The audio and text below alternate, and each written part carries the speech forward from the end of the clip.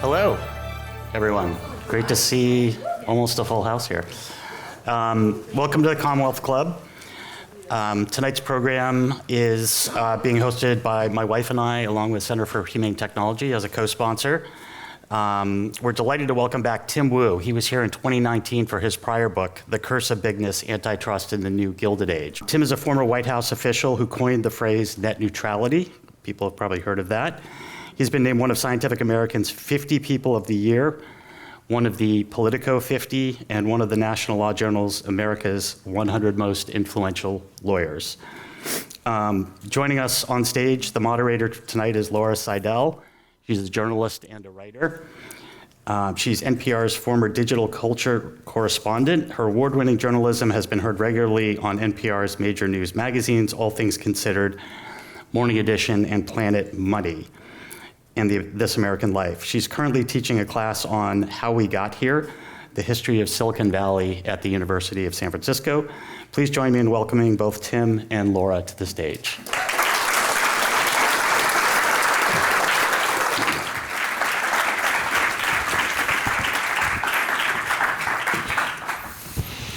Okay, good evening. So it's nice. Tim and I have actually known each other for many years. I used to interview him a lot back in the days when he was talking more about network neutrality.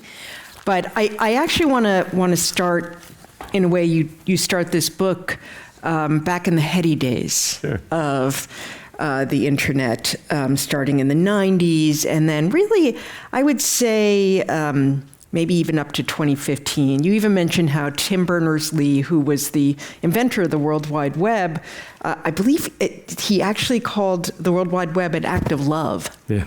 Because he gave it away for free, right? I guess I want you to talk a little bit about those days, that the moment then, which can kind of set up, I think some of your book talks really about how we got here to where we are at this moment. So talk a little bit about the earlier days and whether you think there were seeds then that got us to this moment. Yeah, sure. Thank you everybody for coming, and I'm just really happy to be here. I've spent many years in San Francisco, and frankly, actually, this is the third time I've come to Commonwealth Club. My very first book, I came here as well, The Master Switch, back in 2010. And it is just an incredible pleasure to be here. Can I just, before I answer that question? Yes, of course. Set up. Do you ever realize you've sort of been the victim of a misinformation campaign? Well, I feel like all of East Coast media has been lying about San Francisco because it is still just such a beautiful, amazing... Yes. Yes, right? Yeah, it's true. I spent the whole day just walking around. I went to KQED and just sort of wandered around all my old houses and places. I just had the greatest time. It is so beautiful. I went to Dolores Park in the afternoon, and people are hanging out and having fun. They did a great renovation. I just feel like there's this extraordinary campaign to defame San Francisco, and it is wrong. Every city has its problems. New York is not without its challenges. But you can't say this too loud because then we're going to get overwhelmed when they realize that this is actually paradise. Yeah. In fact, I was so San Francisco, I actually got here by cable car today. I took the cable car down the hill. I guess I was kind of going all out. They didn't actually charge me, so it was kind of a preview of Mondami's buses or something. It was certainly free. It wasn't fast, but it was. All right, so the book. Yeah. So a lot of this book, in some ways, is in a way a personal book, in the sense that I kind of wanted to understand what happened to that dream of the internet, which I think many people believed in the 90s, early thousands, that it was, basically going to make everybody rich, bring democracy to every country on earth, give anyone with sort of a talent, sort of a platform where I think they could sort of make a living off whatever it is, and just create this whole different kind of world where we'd be free from giant intermediaries who controlled everything. Which, you know what I mean? That was the moment back then. It's like, we're sick of the big companies and the big media. It's going to be, the internet is going to free us all. And obviously some things happened along the way. That dream didn't quite work out the way I think we hoped in some ways. And part of this book is an exploration of what happened. I mean, a lot of this book is an exploration of what happened.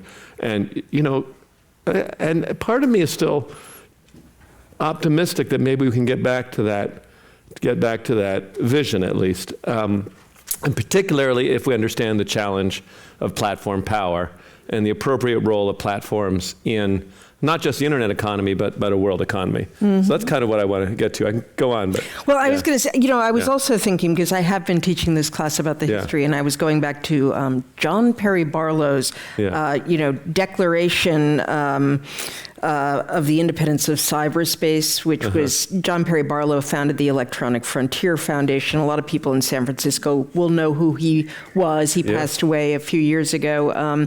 He was a junior lyricist for the Grateful Dead. And, last time I saw him, actually, maybe candidly, was at Burning Man. Right, yeah. No, perfect. Some later stage, perfect, John. He lived there, but Yeah, John Perry Barlow kind of thing, and it began with governments of the industrial world, you weary giants of flesh and steel, and it was all about, I ask you of the past to leave us alone. And it was this libertarian kind of diatribe. But it is interesting, I realized that he wrote it at Davos. And really? Yes. And, this World Business Forum. So I'm bringing it up because I'm wondering, and maybe you can make a connection here. I did. As I was reading, I was like, well, is there a connection between that and the fact that we've ended up with these big tech companies, that vision? There's a big hole in that theory, his theory, if you go back and read it, which is it completely ignores the problem of private power. It's very sensitive to public power. It's very worried about, government, which is true. Tyranny is a serious problem, but forgets the fact that private entities can have coercive power, and that you might need the public power, the sovereign power of government, to balance out private power. So, we completely miss that. It's actually a constant problem with libertarianism, is they forget about this problem, is that sometimes you might have to control private power. So that is, I think, what we went wrong. And if I go back to, the 90s and sort of this diagnosis of where things kind of went wrong. I mean, I think that's it. I think we underestimated that I think didn't expect that the platforms would come to wield all the power. They were supposed to host everybody else.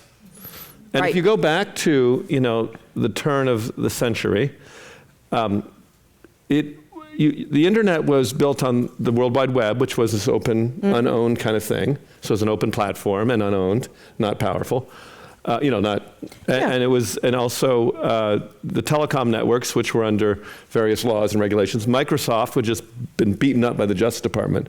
So we kind of everyone sort of ignored this or forgot or didn't fully realize they were living in this little bubble of time. And then eventually the platforms, became more and more powerful. I don't mean to go on, but if I sort of diagnose it, I think there's a real couple big turning points, and I'll just focus on one. There was, in this heady period, everything was, idealistic. We're going to spread information. Then it came time to how are these idealistic firms like Google, Amazon, somewhat idealistic, but whatever, Wikipedia, all these, how are they going to structure themselves? And I think the key moment is when Google decided it would become a regular IPO, Delaware corporation, not unlike any other company, and make itself subject to investor demands forevermore. Now, I think this is sometimes an original sin, either of Americans or maybe humanity, is this desire to kind of want to have your cake and eat it too, or have it all. Because they wanted to do all this stuff, but they also had to be incredibly rich too, the founders. Yes. They had to be incredible. That was had to happen. And so they never structured. What they did is I went back in the book and I read the letter that Google wrote to its investors, the IPO letter. And it starts with a line something like, we're not a normal company. We don't want to be. Right. We're going to do all this stuff. We're not going to make money. That's like you think, all this kind of stuff. And, it's all this kind of, sentiments, and we want to save the world, and don't be, all this kind of stuff. And I kind of believe that they believed at the time. I think know they believed some of those it at the guys. time, I do. I don't buy the. Some people think that these were sentiments for suckers. I think they believed it. But if there's one lesson I think we can take, if we start again or think about the future, is that over the long term, structure beats intentions. Good vibes are not enough.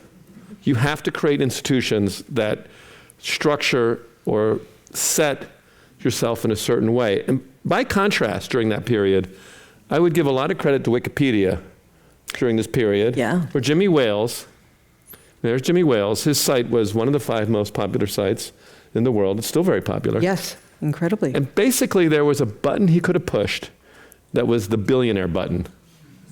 Because he could have added advertising, did whatever everybody else did. I mean, his traffic was crazy. But he at least had this he was a little older, he realized it would ruin it. Maybe it'd go up, maybe it would ruin the whole project. So he structured it as a nonprofit. Wikipedia still makes plenty of money, it works. But that sort of self-control, that maybe not going to become the billionaire, that is what was lacking in that period when we really thought we could have it all. This isn't in your book, and I want to get into monopolies further and sort of how we got here. But Section 230 of the Communications Decency Act, which, for people who don't know what it really is very responsible for the shape that a lot of this took, in that it allowed the platform owners to have sort of not be necessarily personally responsible for illegal things posted on their sites. It said you're not a publisher. Like if you're in the New York Times, right, you're a publisher, you're responsible for everything that appears in your newspaper, whereas, Google, Facebook, only if you alert them to certain things. And I'm just wondering if that... Actually, not even if you alert them. What's that? Technically, not even if you alert. Yeah, That's not right. even, right, technically. So, I'm wondering how, if you think that also played a role in allowing these companies to become as big as they are and the kind of monopolies that we now have. I think it played some of a role. I think there was a sense, I think it's broader than just Section 230. I think there was a sense that this was a favored class of companies, that they were the little guys. And, some of that was justified. There was sort of an infant industry. You wouldn't want to shut them down right when they got started. And that, who wanted, it's a little bit of Perry Barlow, who wants the defamation law to destroy, I guess at the time, AOL? Am I going too far back? Does anyone remember AOL? Yeah, you remember that. Does anyone still have an AOL email address? Someone does. It exists. I'm amazed. Mine exists. Yeah. That's kind of a collector's item. Some people have Hotmails too, which are pretty cool. But anyway, I think that there was a government favoritism. I worked in the Obama White House and administration as well. And there was a period there where we kind of thought of the tech companies almost like charities. We didn't really think, I was just thinking today when I was looking at booksellers, and I was like, why do we let Amazon buy Abe Books just casually? Most of the companies were allowed to buy their most dangerous competitors.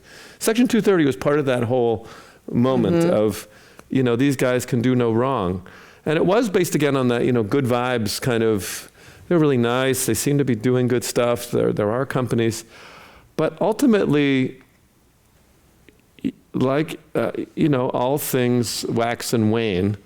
And ultimately, the structure that was set up, the seeds of a turn to a completely different kind of company were there, even in that period.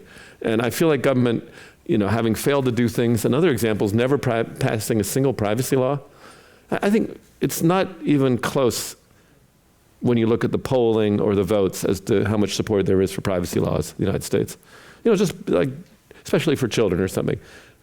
Every couple of years, someone said, this year for sure Congress can pass one.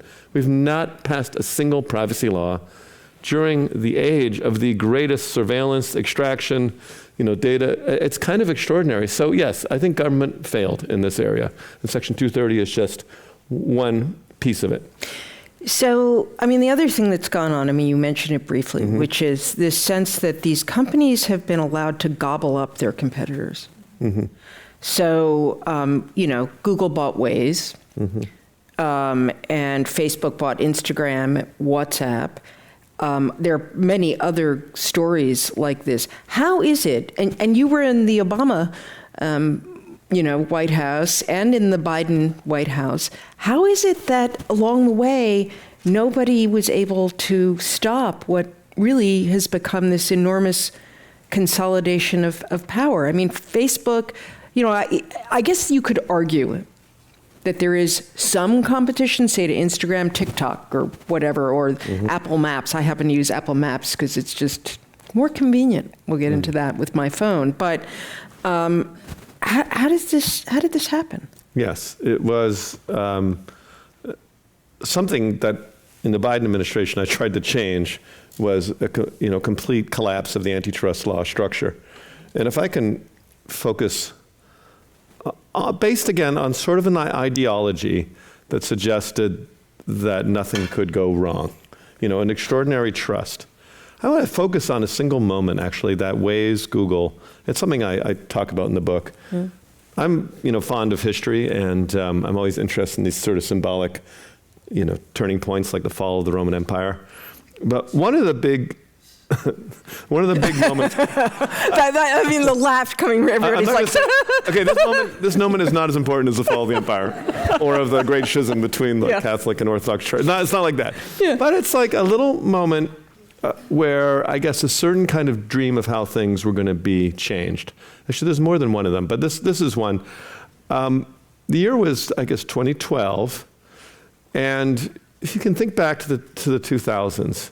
There was this whole idea that user-generated stuff was this whole big thing. Linux had been really successful. Wikipedia was really amazing, still is amazing. And someone had the idea of, okay, well, why don't we do a it was in Israel. Why don't we do a user-contributed mapping program? And it had, I think it was called Map Free Israel, and then became Waze. And it looked for like a moment that there was going to be this showdown between Google, which was not an old company, but had a more traditional format, and then Waze, which had this kind of user-contributed thing, and so on and so forth, and made the best technology win, and kind of exciting thing to see. And then suddenly, Google just bought Waze, using basically the technique of J.P. Morgan or John Rockefeller, like a 100-year-old technique to deal with competition, which is not actually improve your product, but to buy your competitor. And I think that was, for me, a moment. I mean, I was at the FTC during that period. And actually, I wasn't on the team, but it was, okay, so if there's one thing the antitrust laws are supposed to ban, it's merger to monopoly. And it was hard to see why this was not, given that these were the two big players. Apple had some side product. Hard to see why it wasn't. So I've been wondering this for years. At one point, I was at some kind of antitrust party. There are such things in D.C. Right. And I realized I was talking to one of the attorneys who had worked on this, and we had a couple drinks. The conversation was absolutely for us, it was totally great. And she said, oh yeah, that. And she said, well, the boss had this theory. He really said we should clear the merger. That means let it go. And he had the theory, well, Google is what you use when you want to figure out what's around you. And Waze is what you use when you want to figure out how to get somewhere. So they're not actually competing. They're like two different companies. But during the same period, the FTC also managed to decide that Instagram and Facebook were not competitors. Based on, and the premise, it takes a lot of education to make, it takes a lot of training to make a ridiculous, come to a conclusion this ridiculous. With Instagram, like see the big. Right, well, the Instagram, picture. The theory was that, let's see, let me get the theory exactly right. Well, Facebook was only on desktop, and Instagram was more on mobile. You see what I mean? So they were also not really in competition. And also Instagram was more about pictures, and Facebook was more about your friends. So they weren't actually competing. I mean, they could have asked a teenager at the time, who are now grown-ups, like, everyone was switching. And Facebook, there was internal documentation. The crazy part is they had internal emails from Mark Zuckerberg saying some version of in kind of complicated Zuckerberg speak, this company is really dangerous, we have to get them. We have to kill them. It would be a smart move to get them because they're dangerous to us. But they're like, oh, you can't trust what they say. It's just noise. It was a crazy time in Washington. That period kind of radicalized me, honestly, because I had a greater belief. And then when I saw what we were doing, that's when I thought, we got to reboot the antitrust laws. Now I feel like I'm giving my spiel for the curse of bigness, but all my books are a little bit combined. But partially, what started me on the anti-monopoly movement was this absurdity of our failure in DC to fight very obvious aggregations of private power that I felt would not be good for us. One thing, for example, I remember when AT&T had a monopoly, and you discussed the AT&T monopoly and how it brought us, when they broke it up, that it was good. And actually, I remember, I was a kid at the time, but I remember feeling at the time that it made things about the phone more annoying. And my parents were feeling the same way. There were things we kind of liked when it was just Ma Bell controlling things. And of course, because they had a monopoly, they could fund a lot of research. William Shockley, worked at AT&T and invented the transistor there, and people could stay at one company their whole career and be dedicated to a company instead of moving around. And I just want to throw those things out for a moment in our current context, where we have companies like now, Meta and Alphabet, they've given themselves these bigger names, and they're, they do research in all kinds of areas and have a lot of money that you can't get in academia to do it. So is there any argument, I'm just going to push back a little, for maybe we're not in such a terrible place right now? Yeah, I obviously disagree with that. But I just ask it. And partially, so let me concede several of the points. I think that companies go through life cycles, and I think when a company first comes to its sort of greatest popularity and power, even a monopoly, there are sometimes a golden age early on. If you look at Google like 15 years ago, it's kind of remember there's no ads almost. It's very vibrant, a lot of good things going on. So I do think there's a cycle involved. That's actually referenced my first book, The Master Switch. Yeah. So I'm throwing a lot in this here. But I think ultimately, well, let me say something about the AT&T that's very different. Yeah. AT&T was not an unrestrained monopoly. That is true. It was a regulated monopoly, which represented a balance, and I think this is the true separation of powers in our time, between public oversight and private power. I think a purely unregulated monopoly is ultimately inconsistent with human freedom at some level, and is a power that is too great for our system to tolerate if we believe in limited powers. And I say that for a number of reasons. So first of all, I just think that when you think about, so maybe I'm getting a little deep here. When you think about freedom, and no, we like deep here. It's the Commonwealth. Yeah, what you're able to do and not able to do. Actually, a friend of mine, Andrew McLaughlin, said he'd remembered this point I'd made, which is that a lot of it has to do with your access to the essentials of life, has to do with what you can do things, more than these sort of abstract. So if they're monopoly controlled, and that monopoly has no restraint, they have a lot of power over you. I mean, take the electricity monopoly. Imagine you had a very motivated electricity monopolist. And for example, if they didn't like it, they could cut your electricity. Or if they wanted to, they could favor like one company and disfavor other companies, or they could change the rates, or if they had completely no oversight over this thing, which is just the foundation of everything. I mean, that's a really terrifying power that looks like almost a tyrannical power. And we have therefore very strict rules over the electric utility. And you could say, okay, good vibes, why would they do that? But I don't know. I feel like if there's anything I've learned, we live in a period where good vibes is just not cut it. Where so that's what I think. I also, just to go on that point, monopolies sometimes have a good phase. Over the long run, they really tend to stagnate. Yeah. Become bureaucratic. Peter Thiel had a book about suggesting every company should seek monopoly. Yeah, zero. But it kind of ends when they get it. It doesn't have that point where 40 years on you're dealing with Boeing airplane and they've kind of become this sort of decayed version of themselves. And, monopolies really do tend to stagnate. And if you want to talk about macroeconomic growth and being a vibrant, dynamic economy, you do not want a monopolized economy. Countries like that really start to stagnate. They look good for a while, then they start to stagnate, particularly if they become completely impossible to compete with. Sorry. No, that's great. One of the things that has struck me about the age we're living in with the internet and computers is that, you can look for parallels in the past, but what's hard is I think things move exponentially faster and they're bigger in this age in a way I don't think we've ever seen before because of the global reach, the speed of computers, and the way they make things convenient. Now, one of the things you dwell on in the book in terms of how we got here is convenience. Because if you think about it, I mean, there was a point, and I actually remember having a conversation with a very smart friend, a physicist, about how we wondered, I don't know, maybe this was back in 2010, if privacy was going to be like smoking had been in the 20s and 30s. People didn't realize that it was bad for them until something big happened. And we all, I think, myself included, social media was nice. It was convenient. Search, nice. Should have been convenient. focusing on cell phones for children. Well, cell focus. phones for all these things. Oh, your kid's acting up. Give them a cell phone to play with.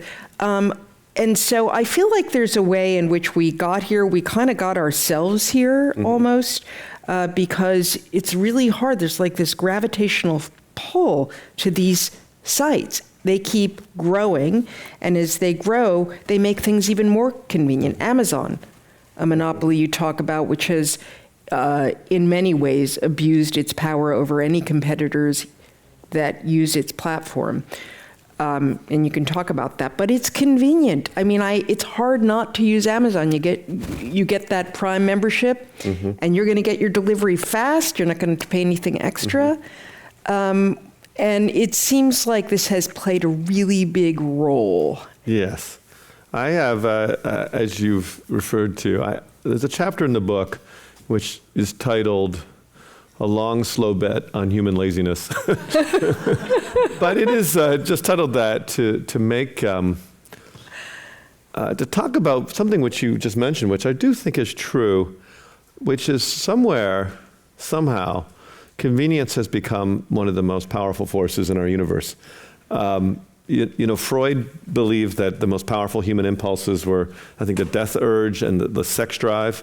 But at least based maybe on my middle-aged friends, I feel like the convenience factor is even draws them even more. It's like, death urge. Well, what's the parking going to be like? Or, how many clicks do I have to go through? Right. That's true. So I feel that it is a really powerful force.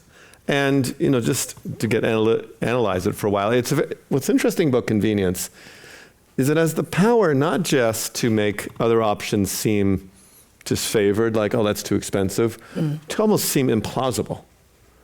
Like, I'm going to take an older technology. I'm going to wash my clothes by hand all of a sudden. Like, it just seems, maybe for one sweater, but you're not really going to do it. Are you going to wait for a show to be on at the exact moment you want to see it, go back to pure broadcast as opposed to sort of streaming it? I mean, it has this way of, so it's a very powerful force. And I don't fault us for, it's almost impossible. Its force is great enough. I don't think you're wrong, or any of us are wrong to sort of surrender to convenience. I will say one thing. This is almost getting into a different book. There is a, it's all one big thought. Yeah, I know. It's like, I do notice something really interesting about convenience. Maybe you can ask yourself in the audience, do you ever do things sort of the less convenient way? Like there's a more convenient path, or easier, you take the harder path. Very often, the things that are in that category are what people call their hobbies, and often are the things that give them meaning in life. Like cooking for your family as opposed to ordering in, or, climbing mountains instead of driving to the top. Like, anyway, camping instead of renting a hotel room. Like, there are ways in which something is going on when we, as a, as a species when we always take the most convenient path. I've sort of drifted away from the economics of it. Yeah, So, no, like but what it does for us. Yeah. Yeah, well, this leads us to actually the title of your book being The Age of Extraction here, that we now have these monopolies who are in a position, basically, we're almost in servitude to them. They are extracting from us in some ways, in ways that are turning us more into servants. You want to talk a little about that? This is one of these really upbeat talks. Extraction is key to this book, and also key to kind of a few broader observations about contemporary economy, frankly. So extraction is a technical economic term that refers to the power to extract much more of a price, or sometimes other assets like data, as compared to the value provided. So it's a little bit of that, good kind of dark example is when a drug company realizes someone is dying of a rare disease, and they have the drug. You can basically charge what you want. That's an extractive power. Mm-hmm. And I do think there's been a shift consistent with the growth of monopoly to business being about looking for extraction opportunities. And it's not just platforms. I think platforms have done a good job of it. But I think it's a general shift, where that's what business consists of. Well, you talked about healthcare too. Yeah, right? I do talk about healthcare. I talk about housing in the book. And, I could see logically as a business person why you might see that. Some of these industries were previously protected by ethics, pharmaceuticals being a good example, where I think people thought it was wrong to charge that much for medicines. Now, so I think it's a shift. I think the tech platforms are an example of, frankly, an economy-wide shift towards an extractive model. And maybe I could tell the example of Amazon and just say how this shifted. Yeah, I think Amazon kind of puts a lot together, because if you go back like I did and read all the stuff from the 90s and thousands, the one thing that everybody thought was going to happen, which was true, is that retail was going to change forever. And so they were right about that, but what everyone said is it's not going to be one, this is Jeff Jarvis I'm quoting, it's not going to be one company that changes retail. It's going to be millions of tiny sellers. Small is the new big. To quote another phrase from the early thousands, it's going to be an army of Davids who beat off Goliath. All right, so that's what it's going to be like. And so at the time everyone thought it was going to be eBay, but Amazon made some really important innovations. Firstly, does everyone remember Amazon used to be a bookstore and only sold books, and it was sort of a giant warehouse. And it became a marketplace, a platform where it hosted sellers. That's what I think most of us think of it now, as you use Amazon to get in touch with other sellers. It nailed fulfillment. It understood that sellers needed fulfillment in order to scale. And by about 2010, 2012, it had kind of a product, in some ways was delivering on the dream that I talked about, of it being possible for a seller with some random new product. I think the book I talk about, Barbara in Indiana selling pomade, some guys selling a banana phone in Canada. So they could get out there, and do it, and the margins, the amount Amazon took was small. Right. Amazon took below 20%, between 15 and 20%. So a lot of people, all right, I'm going to do this. They started making money. And there were a moment for someone who's interested in, class dynamics, middle class, there's a moment where it felt like this could really charge up and be a way of creating a lot of wealth all over the country. The pomade store was a particularly interesting and sad example. Well, it does get sad, because once Amazon kind of captured both sides of the market, once it had all the sellers and all the buyers, such that sellers really didn't have another option in particular, and buyers wanted to go where everybody is, that's when they started turning the dials and started the extraction program. And little bit by little bit, changing the fees. The seller fee went up and up and up, and everything. And one of the most clever, but in some ways extractive of all the technologies is the sponsored link or the advertising fee. So, when you search something on Amazon, you get like these results that say sponsor result or everything. It's kind of you don't really know if you're getting the right product. It kind of, but they're all there. So the sellers bid for those spots, and if they don't get them, they can't really sell. And they bid them up, Do you know how much that one weird trick earned Amazon last year? Well, I'll tell you, it was about $56 billion, which is, for a product with no cost. 56, and they're fighting the sellers against each other. And they're whittling down their own margins. They're fighting, through this process of competition, destroying their own margins to try to get first. 56 billion is also more than double the revenue of every single newspaper in the world. So you could triple the number of newspapers in the world for this little tiny thing that gives sponsored results. It's and makes search worse.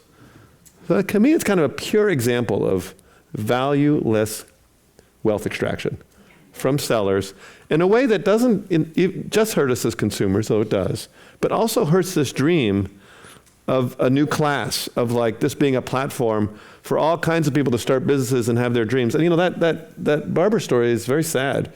The more the margins get, a lot of people are getting these things, they don't realize, they've paid so much fees or spent so much in advertising, they're actually losing money. Some people are paying 70%, much worse than brick and mortar. For many people, Amazon's become worse than brick and mortar, but they had no choice because they're there. That's where all the buyers are.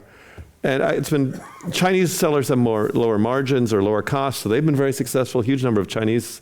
It's a complicated story there, but yeah, it did not deliver. It could have, but didn't deliver on that dream of kind of rising up an American middle class to become owner sellers. And when you have a company as big as Amazon, that's pretty much in every sales category, every retail category. Now they're getting into healthcare. Yeah. I mean, and they just, they keep growing. One example I did want to touch on, and then I want to get to another couple of things, is I covered the music industry and watched what happened with Spotify. And, I remember once having a debate with an economist from Spotify in which I was trying to explain to him why his company really wasn't that good for musicians. And I was getting this because I was talking to musicians who used to be middle-class musicians. They are gone. And, the amount that Spotify pays musicians goes down. I mean, this has been on and on. So it just seems like what you've got now is a situation where you can have some really big stars, but more limited sort of musicians who were able to make money. They're basically putting their stuff out there, putting work into it, and getting nothing. Yeah. Maybe it's time to bring my political philosophy into it, which is I am not in this book trying to fight capitalism. I just want capitalism to work for more people. I'm a big believer in a decentralized or distributed capitalism. I think ultimately it makes us wealthier when there's a lot of people with the means of production or assets, productive assets or ways of making money. I think that makes for a better and wealthier society. And I think, as you talked about, was the loss of the sort of creative middle class. Yeah. That's sad for a number of reasons, but also just generally the loss of the middle class, I think is kind of profoundly dangerous for the kind of country we become. Well, that's where I was going to go next with this. Before we get to maybe what can we do? I mean, we now do have a situation where these companies have so much money, they've basically been able to buy political influence. And you pointed out something I had never heard, which is that you found a connection between monopoly power and the rise of authoritarianism and even the rise of Nazism specifically. I wonder if you could talk about that and if that is part of why maybe we are moving into the moment we're moving into in this country. Yeah, and maybe that's a better answer to why I am afraid of monopoly and monopoly power and excessive extraction. In the book, I have part of it talks about the path to serfdom, the real path to serfdom. and I have a disagreement with Hayek on that topic. I was thinking this afternoon that authoritarianism, in my view, is a response to political and democratic failure. And in the same way we talk about market failure, not solving monopoly, political failure is when a country cannot deal with concentrated market power. Let me say a little more. I have a 5-stage process I described in the book. So step 1 is if you allow your economy to become excessively monopolized, and which leads to step 2, which is an extraction of money to create a kind of a top-heavy economy, and a few companies who seem like winners, and then a lot of companies who feel like losers, and regions who feel like losers. That leads to a mass resentment, a political emotion. And it's a resentment based on a sense, not that, I think people are willing to accept, I tried something, it didn't work. But people feel differently when they feel this system is rigged, and like it's not really set up for me to succeed. I think people detect that material difference, where they don't feel the system's fair anymore. And when you start to have those sort of political emotions swirling around, it becomes very dangerous. And I believe that the answer, there's a moment where it's essential for a democracy to be able to balance economic power and like make people feel it's fair or reestablish fair systems. If that doesn't happen, there is a natural appeal, and this happened in Nazi Germany, which you brought up, after the crash of the Depression, to a leader who promises to serve the people even more directly. This happened also with Mussolini. This happened in Venezuela. There's a million examples of the populist dictator who says, democracy has failed you, rely on me. I truly have your interests at heart, and I will help you against whatever it is. And people identify the material challenges in different ways. They might blame immigrants, they might blame minorities, ethnic groups, Jewish conspiracy, whatever they end up blaming a lot. But then that is, I think we have, with an unfair economy, set the seeds for, frankly, what we're experiencing is an effort to destroy our democracy right now. And we're far into it. I kind of wish we had basically during the Obama administration started to seriously take care of this. But we were in this sort of phase where we were like, nothing can go wrong, everything's going to be cool. And I don't know, we were under the excessive influence of a kind of nothing can ever go wrong kind of economic thinking. But has create a very dangerous situation where history suggests it often does not end well. Sorry, that is dark, but I think that's where we are. Well, that is, at a moment like this, I mean, that's where, you have worked you worked with Biden, you worked with Obama. Biden had an opportunity, perhaps, to do things.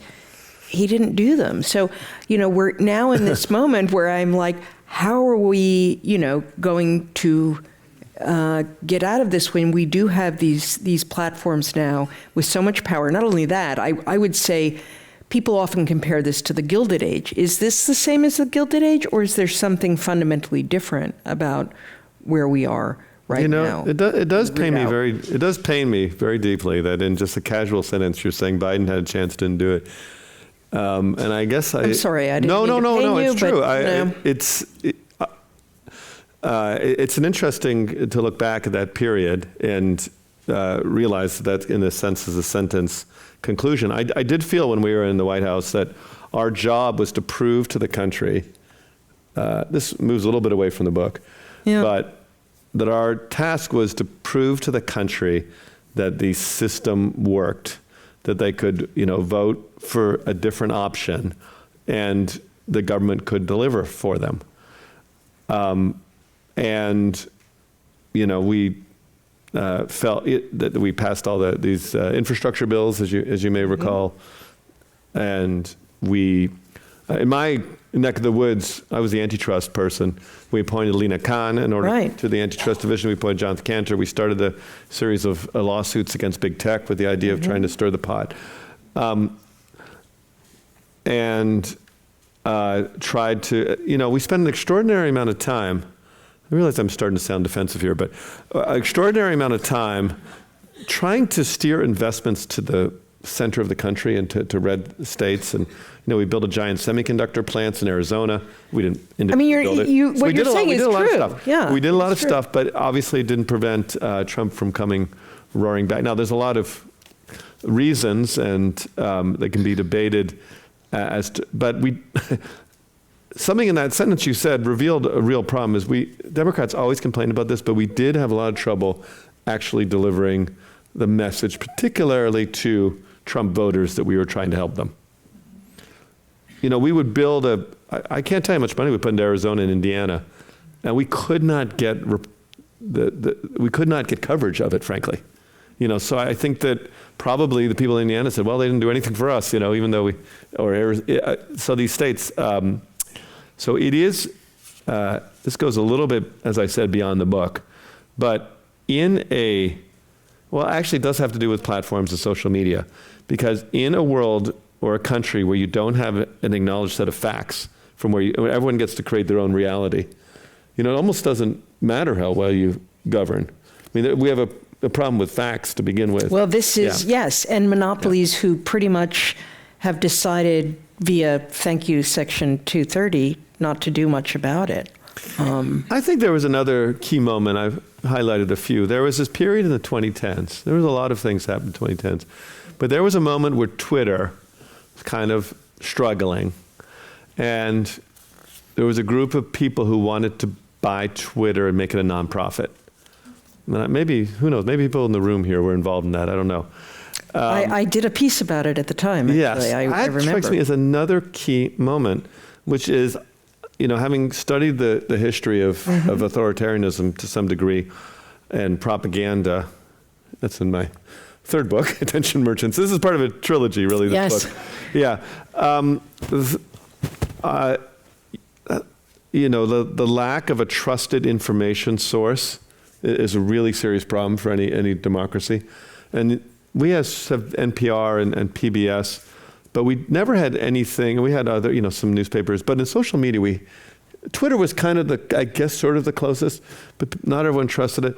There was a moment there, and instead we let some random billionaire buy it who makes electric cars, which seems it seems totally crazy. You have the most important. So one of the things I didn't talk enough about here is, and I know I'm throwing a lot of ideas at you guys, but our major public platforms, the forums where speech happens, which have always existed in every civilization. First of all, they're all private, and secondly, we just let random people buy them. And I can't imagine, if we go to ancient Athens and some rich guy wanted to buy the Greek agora, or in ancient Rome, someone said, I want to own the forum. I mean, it just can't, it wasn't the way things go. You can't buy a Main Street, but we just sort of allow these very important public spaces to be bought and warped. And I think that is one of the big mistakes we made over the last 10 years or so, or less. Well, on the side of what to do about it, and we've got some questions, I think, that Sure. are in this vein too, but there has been some bipartisan support for doing something about the ownership of Facebook, Twitter, and doing something about Section 230 and a variety of things. Do you have any hope in this environment that something might actually get done on this front? I don't have a great degree of hope based on the track record of Congress over the last 20 years. Yeah. If I search for hope, it's in the history of this country, and its natural reaction to monopoly and excessive power. We've had periods in our history where people thought things had gone too far, something must be done. Well, the Gilded Age, I guess. The trains right? are not a bad example. Right, yes, the but trains. that's also the Gilded Age. Yeah, the trains were mostly owned exactly. by Morgan. But the trains were the platforms of their time, privately owned. And in the late 19th century, they had total power over farmers and a lot of businesses. Because, they could not come, they could charge whatever rate they wanted, they could change the prices. They helped Standard Oil by charging Standard Oil less and other oil refineries. So they had this extraordinary power. And it was enough that we almost had a revolution among the Granger movement. We almost had a revolution in the Midwest and far West by farmers who said, this is an intolerable situation, and eventually passed a bunch of laws that forced the trains to serve everyone. Early version of net neutrality. The inspiration, honestly, for net neutrality. And, have fixed prices and, not deviate, treat people fairly. And we did that then. We did a whole bunch of stuff in the New Deal around electricity, other essentials. What I think we need to do is realize that there are some entities that have too much power and that they need to become supportive of the rest of the economy. More like the electric system, more like trains. The platforms, I sometimes say, suffer from main character syndrome. They think they're the only game in town and they're going to invent the future and it's all going to be about them. Look, they have done some cool stuff. I appreciate, in addition to the cable, I was saying I took the cable car here today. I also took one of the, I'd never taken one of the driverless self-driving taxis. I just want to try that, so there's some, they invent some interesting, cool stuff, but there's a lot of other companies, a lot of other people have ideas too. And I think America's done best when we have many builders, not just, these guys are going to do it. Let's wait for those guys to think of what. We need a lot of people with good ideas. And many of the most important inventions, telephone, take an example, there's some random dude in an attic who didn't actually have any training in electricity. And the reason Alexander Graham Bell invented telephone, I think, is he didn't understand electricity that well. Or, there's also crazy crackpots, but so many of our inventors, the internet guys, were shut out from AT&T and treated as maniacs. Yeah, AT&T actually. And so on. Yeah, they didn't see it. They were like, we don't want that stuff. We know what we're doing. They don't know what they're doing. Yeah. Yeah, so I think we, at our best, when we have a lot of builders, widespread wealth, and I think this fixation, I almost think the platforms are trying to blackmail Americans and the world by saying, we're not going to give you the future unless you do whatever we want. I saw Mark Andreessen today was shaming the Pope, of all people. He said, the Pope said something like, we need to have, some thought about the ethics of AI, which seems an appropriate thing for a religious authority to say. And he was like, trying to, seems to me if you're a rational person, that's a risky move.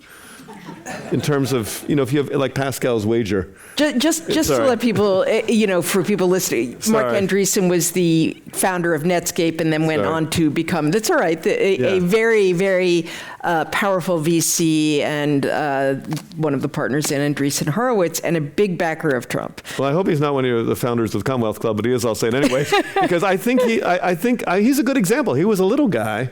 He was. He was a little guy. He started a small company. Yeah, he was almost destroyed by Microsoft, and back in the day.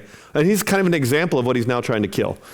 And I think that is shows how far things have gone. That's true. The monopoly, Microsoft, basically put Netscape out of business. Yes. Yeah. No, it's true. All right. So some questions from the audience. Mm-hmm. One person asked, "What motivates public power to permit private power to grow, such as the monopoly mergers of Facebook and Instagram?" What motivates it? So when I was there, I'll try to speak about this from firsthand experience instead of academic theory. Okay. The academic theory would be they'd be paid off or something. But I think firsthand experience was more of an ideology of doubt in the government's ability to do things. I felt that people during that period, during the Obama administration, were really hesitant and terrified of making mistakes. Maybe there were too many lawyers in the government, terrified, and too many economists ideologically predisposed to be terrified of doing things for fear of making a mistake. And inside the antitrust agency, we would spend forever debating these questions. And we kind of convinced ourselves that because we spent so much time doing that, we were actually doing something. Because we'd work really hard, have these debates, and end up doing nothing over and over and over again. Constant debates about doing this. So there was that fear of making mistakes that I think, firsthand, I'd say that was the problem. You could also label it a kind of timidity, cowardice, spinelessness. Those are all other words I guess you could use. But there was an unwillingness, I think, constitutional. And it was partially a faith that, the private sector knows better than the public. That was a big 90s theme.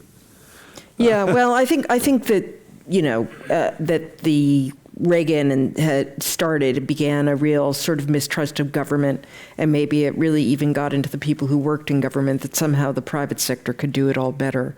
I mean, the private sector has this. I had worked in the 90s, I remember. I worked in government, Justice Department, and at Supreme Court. My co-clerk was Supreme Court. Ketanji Jackson was my, we shared an office for a year. Oh, wow. We shared an office for a year, yeah. I worked with Ketanji, I worked with these people, and there were a lot of talented people in government. I worked in Silicon Valley, also talented people. Like, people are people, ultimately. I didn't find there was something special about government people, that they were dumber or something like that. They were some very impressive people. So, but I don't know, we had this weird faith in government, and we lost sight, therefore, of what I think is fundamental to the separation of powers, the separation between public and private power, and the need for them to check each other.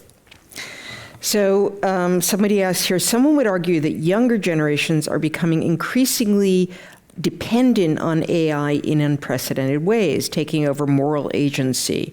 How do government systems counteract this more? That is a tough question. I mean, That's why I gave it to you. I am a little, as I said, a little fearful. I talked about convenience and the possibility of our own either marginalization or innervation as a species, where we just sort of, remember that movie WALL-E, that from a long time? That kind of captured something. I think it's brilliant. The picture of them floating in space, humans' legs are like this long because we're not used to walking and robots are doing everything for us. Yeah, I think that captured something. As I said, I feel our hobbies are like our protest against that. People who hike or camp or cook, some protest against that. But how AI offers the potential of yet another step forward in that, because it frees you from mental labor. Yeah. I mean, it's one thing, physical labor. So then we obviously have had a problem in this country with people not doing enough exercise. Freeing you from mental labor is in some ways even more dangerous, because it just offers the possibility of, basically becoming, I guess, agentless. So that is a really serious problem, and the path leads in that direction. And I feel like what I have to say about it seems so weak, which is, resist or, force yourself to read real books or things like that. The idea that government, and even though I'm a believer that government should do some things, it's hard to imagine government, well, I guess government is in charge of education. So, just spontaneously saying maybe we should think, if we want to be an impressive and powerful country, we need, in the same way America makes great athletes, and we realize that in order to keep people in shape, they have to exercise. We're going to realize that maybe the whole, especially young people, I mean, this is the idea of school, have to exercise their brains a lot. And I mean, they're starting to ban, screens from schools and things. And I think educators hopefully are understanding. And maybe as adults, we just need to keep training as well, because it is easy to fall into that. Anyway, we have no. I think actually you're pinpointing the right spot, which is education. And I know a number of friends who are educators and have been having to fight this battle. And there's actually programs now that can start to detect whether a paper was written by AI or a person that they're using. So I think you put your finger on the problem. A lot of people are moving to in-class exams, just as an educator. In-class exams. That's right. Some of them handwritten. There's kind of a move backwards because of the. Why would free market not be the antidote to monopolies? Example: Apple with smartphone shifted power away from monopolies. With each paradigm shift, companies that are monopolies from prior stage get dumped. So why not let free markets play out? Will the paradigm shift, like, the AI will take away power from monopolies? I mean, arguably OpenAI is challenging Google. I wish, Facebook. or I hope they will. That is a terrific question, and I don't know who the questioner is, but there is an entire chapter on this exact question. So I just want to, and I'll give my answer to it. So, two things are true. Number one, that the free market and market dynamics do have a tendency to fight against monopoly. And I'll explain technically why. A monopoly rent is very attractive, and so it incentivizes companies to try and get it. And so, yes, there is a natural tendency, but the tendency is not the same thing as a tendency is not the same thing as a guarantee, is what I'll say. And there's also a long history of companies with monopoly power wanting to defend that power and hold on to it and fight off all their challengers. Yes. And so, frankly, what, honestly, anti-monopoly law, antitrust law is doing is trying to keep the fight alive, if that makes sense. Well, it's trying to, Yeah. I mean, I guess, did you use the sort of gardening metaphor in this book? I did use that, yeah. I mean, and it's like, government in a way has to be the gardener here, sort of, and I'll let you explain. Yeah, well, I'll get to that in a second. I just want to make it, just on this exact question. There was a strong, people who have power and money rarely give it up willingly. And one of the great fallacies in the free market economic thinking, they assume, there's this thing I call in the book, the passive monopoly thesis, which suggests a company that has monopoly position, just let itself be run over. When it's much, look at Waze and Google Maps. Maybe Google realized that Waze had some advantages. Maybe they thought, these guys are going to beat us. So they just bought them. So how's the free market doing now? That's the free market. We have a monopoly, and we have still a monopoly in maps. You know what I mean? Yeah, okay, well, maybe AI, maybe they'll pay them not to do it. So it's not a guarantee, and I think that's very important. Yes, and on the gardener metaphor, that is, I see the government's appropriate role when it comes to the economy as like a gardener, which is, so I'm not a socialist, not a communist. I think there's stuff the private sector does do better. And, Gardner wouldn't say, I'm going to grow instead of that tomato plant. There's a certain genius. There's a lot of different types of, and, sometimes government does things so well, another discussion, but a lot of it is going to have to be private. But at the same time, you could want to have some structure in the garden. You could want to say, well, this mint thing is overgrowing everything else, and it's not healthy for the larger growth of the whole thing. And that is, I think, what a government's appropriate role is trying to have a greater, bigger, more glorious garden for everybody. Yeah, you don't want to let too much mint or strawberries or something tree, shade, take over your garden. So somebody points out here, and we kind of got to this a little, the latest AI innovation, Transformers, came out of Google. So do you think Google is a stagnant monopoly? It's a very good question. I think Google, to its credit, has invested an awful lot in, invested a lot in research, more than some other firms. So I give them a lot of credit for that.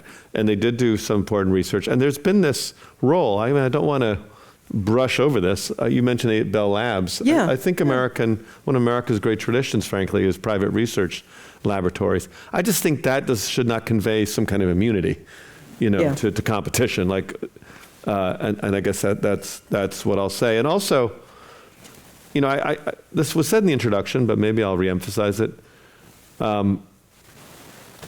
We really should want AI and the tech platforms to be fighting with each other and not let them just cooperate on a monopolized future. And if I were back in office, that would be my goal for the next 10 years, is make sure they actually do.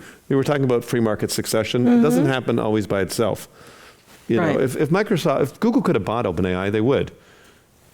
Now might not be able to, but they would have bought it if they could. So I think it's extremely important to keep that fight alive. Well, they bought Deep Blue, and they brought DeepMind. Jeffrey Hinton's lab, so they basically brought in the talent that then created Transformers. So it really, they basically went after people and brought them in. We only have like 2 minutes left, but I do want to see if we can squeeze in one more question. You speak of extraction, but isn't this really predatory behavior, taking from people in ways that that users don't really understand? I think that's not a bad word either. I feel the reason I use, I guess, the age of predation versus extraction, I feel that extraction resonates with many people's experience in life at this point, where, how often do you feel as you move through the economy or you move through your life that you get in a position where someone's kind of got you, and then they take it. And I also teach a business school, and I feel that that's the way it's studied. And you end up kind of paying way too much or doing something you don't really feel that good about in terms of clicking on it, but you end up doing it because you feel like you need to. And so at some level, I think extraction is in tension with human liberty, which is about being able to choose extraction. I mean, nobody willingly really wants to be extracted from. It's like you get stuck in a situation and you got to pay. So I think that's why I chose. That's why I chose the title, and I think that, to kind of close, if I can, an optimistic, come back to the 90s. I do think if they have any cause for optimism, it's that we have learned from our missteps and mistakes in the past. I think there was a lot to like about that old model, that old vision of the internet and its platforms being, even better than Main Street and other inventions for letting a lot of people be in a position to do things, make their own lives speak or whatever. I just think we let it get a little out of control, more than a little out of control, but we can take it back. We still have sovereignty. We still have, at least for now, democratic government. All right. Well, thank you so much. It's been a pleasure. Thanks, Sue. Thanks.